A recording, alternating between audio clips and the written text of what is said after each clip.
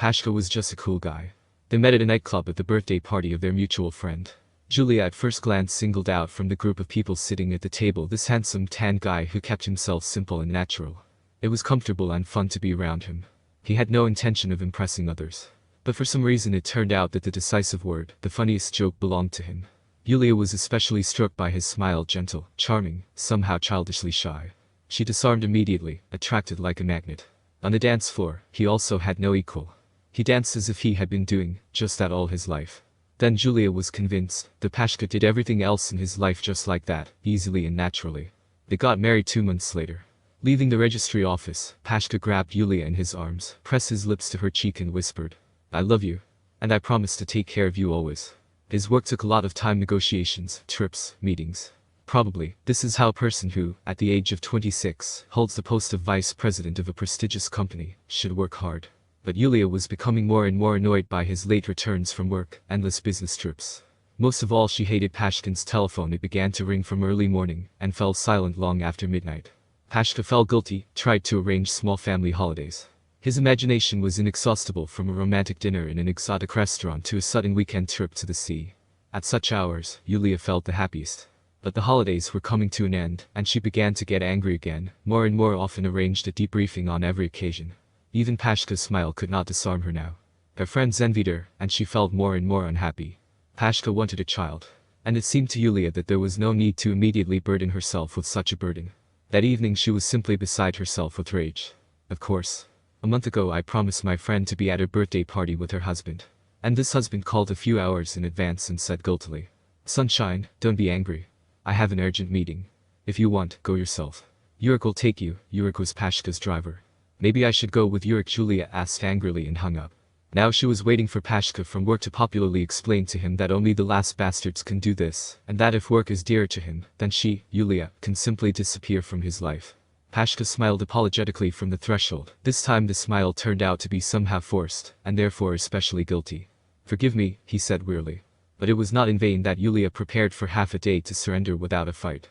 Her monologue turned out in the best theatrical traditions, full of pathos and pathos. Pashka sat silently on the sofa, looking at the floor. He did not try, as he had done before, to soften the situation, to defuse it with a joke. When Yulia fell silent, he raised his tired eyes to her. "That's it, I can't do it anymore." Yulka issued the last volley in a sobbing voice. "And I'm leaving." Pashka looked at her silently for a few seconds, then said quietly, "Then I better." He got up and went to the exit. Yulia, who did not expect such a turn of events, only silently looked after him. And in the morning his mother called and said that Pashka had died of a heart attack that night. She saw Pashka in the church, crowded with people who had come to say goodbye to him. He lay in the coffin, his head slightly tilted to one side, and it seemed to her that he smiled guiltily at her, apologizing for the last time. Stunned by the pain of loss, she did not immediately comprehend the meaning of what had happened. And a few days later, sitting in an empty apartment, sorting through photographs that forever captured their short family life, she suddenly realized that it was these moments next to Pashka that made up her great, but such a short happiness. She sobbed soundlessly, burying her face in the pillow, which still carried the scent of his cologne. In the morning, completely broken, Yulia wandered around the apartment, mechanically getting ready for work. And suddenly, quite clearly, she realized that her life was over. Pashka loved her, his love was boundless. And she spoiled his short life with petty nitpicking.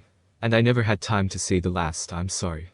So, she should go there, to him, and there tell everything, explain, so that Pashka would understand that she loved him too clumsily, stupidly, but loved. Evening descended on the city. Yulia stood at the window, clutching a pack of sleeping pills in her hand. I looked at the windows of neighboring houses, in which the light came on. And with envy and longing I thought that now happy people, happy families are returning there. Or maybe someone is also mediocre and ruthlessly trampling on their happiness, as she did. Yulia brought a glass of water, wearily sat down on the bed. Automatically took out one pill after another, laying them out on the bedside table. Then she lay down, curled up in a ball. The pills were vaguely white in the dark. "Well, that's all," Yulia thought wearily. "It's all my fault. I lost Pasha. And I'll fix it."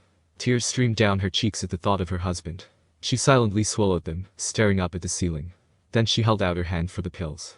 And suddenly she pulled it away. For some reason it seemed terribly to die at night, in the lonely darkness. And Julia decided to wait until dawn. Everything will be easier in the morning.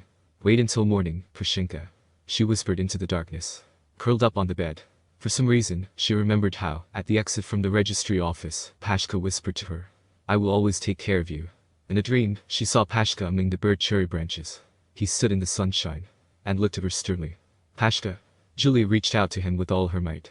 But he continued to stand still, all the same demandingly looking Yulia straight in the eyes. Forgive me. She shouted to him, wanted him to hear, understand, forgive. And Pasha smiled. He smiled that same shyly tender smile that struck her from the very first meeting. He smiled and took a step forward. Julia saw that he was holding the hand of a blonde blue-eyed baby, so similar to Pashka. Smiling, he pushed the baby towards her. This is Pashka Jr. Take care of him. The kid took a few steps towards Yulia, buried his face in her stomach. Yulia jumped up, sat up in bed, looked around. It suddenly seemed to her that Pashka was somewhere here, nearby. The wind lightly shook the curtain on the window, then a little stronger. Suddenly, a sharp gust of wind ripped the curtain, and she knocked over a glass of water, pills scattered on the floor. Julia shuddered. Pashka fulfilled his promise to always take care of her. Sobbing, she collapsed onto the bed. And suddenly I felt how gently, but persistently, something stirred in my stomach. Julia froze. It was her child Pashka Jr.